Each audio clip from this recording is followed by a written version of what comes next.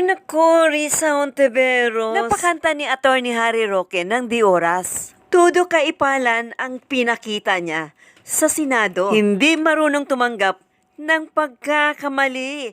Ang gusto niya, siya ang masunod lagi. Well, alam naman natin na itong si Risa Ontiveros ay gigil na talaga sa mga Duterte. Maswerte lang siya dahil nandun si Gatchalian na bukod tanging nasa tabi niya. Ipal din isa rin itong si Risa Ontiveros na pabida-bida. Katulad rin ito ni Raffy Tulfo na may sariling batas. There has not been insinuating anything.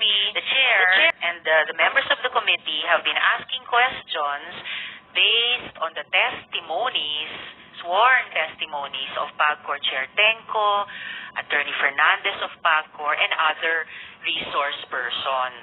So the resource person will not impute any insinuation to the chair. Will please just answer the questions. The chair has given the resource person. Okay, Your Honor, then, in the interest of fairness, may I be allowed to dispute then the statement of the prior resource person? We will nito. Yung obligasyon ng Pogo na Lucky Star sa PAGCOR ang pinag-uusapan ninyo sa PAGCOR. Alam mo, Risa, na may personal ka na lang sa mga allies ni Duterte dahil gusto mong pabagsakin ito dahil hindi na nakakalusot ang mga dilawan sa posisyon ng gobyerno. Kaya gusto mong pabagsakin. Yun lang. Huwag ka nang ipal kasi halatado na eh. So, due diligence, bilang abogado, dun sa mga diskusyong iyon, alam nyo kung ano yung mga dokumentong sinumite, alam nyo yung mga official attachments na nakalagay doon. Did you confront Cassie Linong about this? Or kinasuhan nyo ba siya na kung bakit nandun yung pangalan nyo sa organizational chart? Madam, nagagalit po kayo dahil sinasabi nyo, binibigay ko ng mga salita ang inyong bibig. Di raw siya nagagalit pero halata naman. Pero right now, you Hindi naman ako nagagalit. Sinasabi ko lang wag niyong gawin Oh, yun. pero ngayon po, sinabi nyo, you again insinuated that I had anything to do with the document. Ayan nga po sinasabi ko. As far as I know po... Attorney, please stop using that offensive verb insinuating. I am a very plain speaker. Okay, I'm Pwede, sorry. Depensa pa more, Risa. it's all right. Pwede Okay. nyo lang sabihin mali yung fact na Mali po. sinasite, tinatanggi nyo Oo. yung sinabi ng ibang resource person.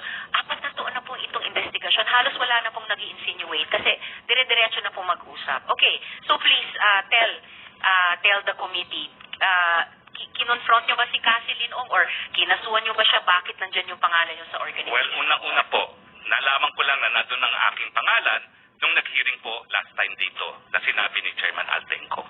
Pero bilang abogado and naging professor ng constitutional law, I'm familiar with the rules of the Senate. And the Senate says that in proving facts, the rules of court apply in a suppletory character. I don't need to argue with you about Opo, that. pero ang sinasabi ko lang po... Excuse me, sandali po. You don't need to tell the committee what the rules of the Senate are. Well, I'm just citing Just po. answer our question. You don't My have to answer cite po what is happened to that. that document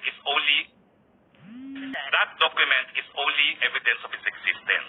Pero para patunayan po yung katotohanan na nakalasaad sa dokumentong yan, dapat meron pong testigo na nakakita ng ginawa yung dokumentong yan, o di naman kaya testigo ng gumawa ng dokumentong yan, o di naman kaya yung testigo na pumirma ng dokumentong yan. Actually, Pag wala as I po said yan, earlier, hindi po siya po no, pwede. excuse Mami me, po no, pwede. excuse Mami, me, excuse me. excuse Mami me, po pwede. excuse Mami, me. excuse me, No, kasi...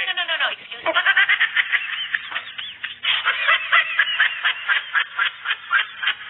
Yan ang batas ni Risa. Ala Tulfo rin. Hindi pwedeng mag-insist. At ipal din tong si Gatchalian, Si Attorney Harry Roque ang nagsalita. And bigla itong sumingit si Risa. Tapos si Harry Roque pa ang may kasalanan. Kapal ng mukha nito ni Gatchalian. Sip-sip rin to eh. Excuse me, Attorney Roque. I'm sorry, madam, but I am a Yes, resource person invited. Yes, you are. are. I was asked Let me to finish. answer. Yes, you already answered in excess. Kapag gusto nyo akong tumigil, papatigil nyo kapag ako nag-explain. Yes. I thought we were engaged in the search for the truth. Oh, yes. Oh, nasupalpal kasi kaya ayaw niyang pasagutin si Attorney Harry Roque. Dahil wala silang mapiga kay Attorney Harry Roque. Gusto lang talaga nilang magkaroon ng issue si Attorney Harry Roque.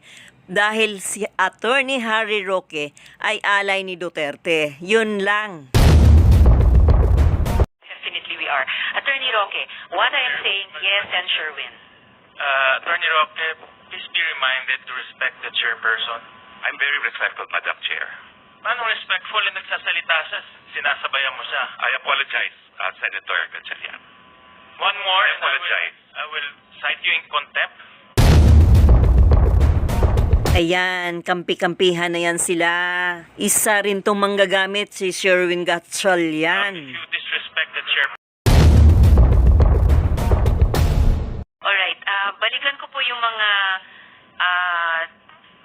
tanong ko kay Attorney Roque. So, Attorney Roque, incorporator rin po kayo, si Ms. Myla Roque, at ang dating law partner nyo, incorporators po kayo sa Biancham. Tama po ba? That is correct. Yancham is my family holding corporation. Alright. It's part of our estate planning. Alright. So, Family Holding Corporation, part of your estate planning. And then, ngayon, ang email address po sa cover sheet ng Articles of Incorporation ng Biancham, Oh, may nagpaabot ng kodigo. Tiyak si Laila de Lima yan.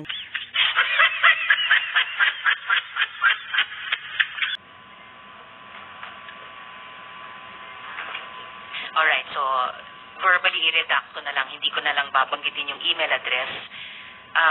So,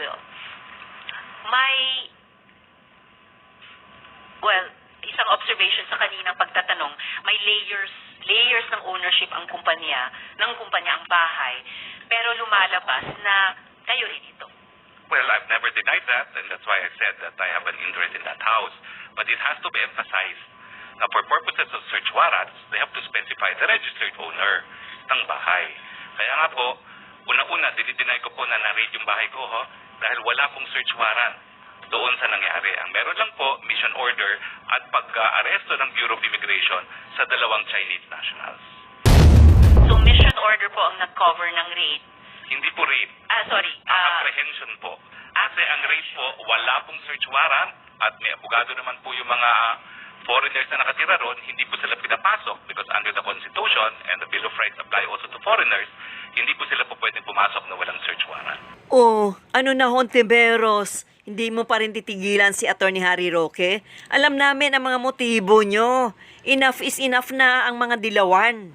Wala kayong mapipigang korupsyon unlike yours. Alam nyo yon? Yung mga kulto nyo, ang Pilipinas sa inyong mga pamumunong mga dilawan at mga bangag minions ay walang nangyayari progresibo sa ating bansa. Kaya tumigil-tigil na kayo sa pagka-epal nyo. Pwede ba?